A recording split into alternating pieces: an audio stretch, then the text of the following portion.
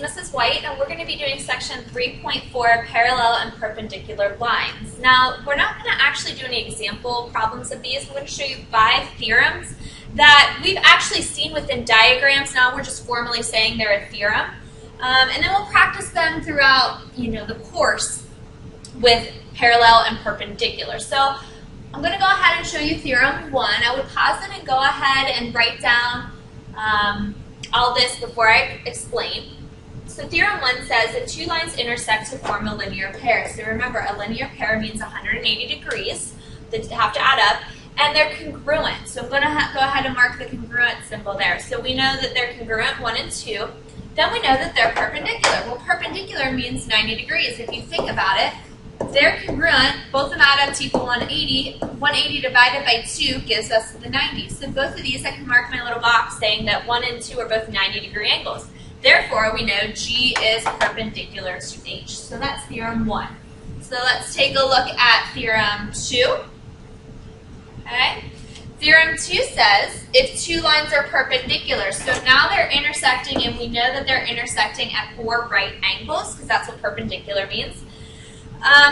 We know that 1, 2, 3, and 4 are all going to be right angles because they're perpendicular.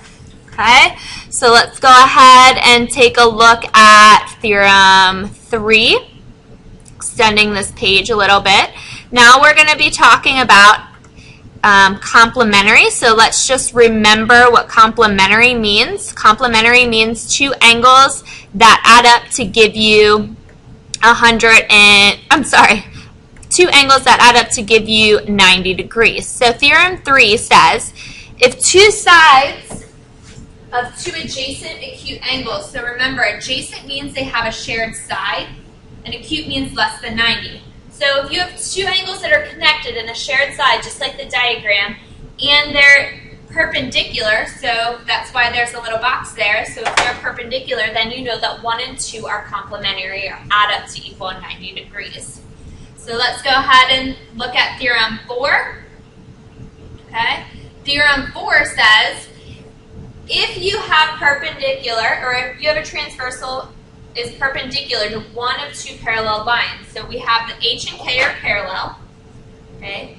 And then we have one, J is going to be perpendicular to H. Well, thinking about this, if you have parallel, well, I'm marking in a corresponding angle. They're going to be congruent. So therefore, we know that J is also going to be perpendicular to K just by moving that angle pair down. All right, and the last one is theorem 5. Okay, so last one for today. Let's take a look at theorem 5.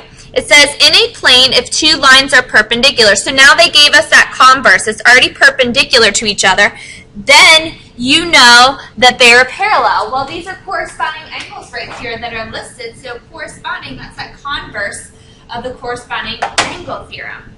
So we know that those 2 are going to be parallel to each other. So those are the 5 theorems, and we're going to just apply these into different problems throughout the course.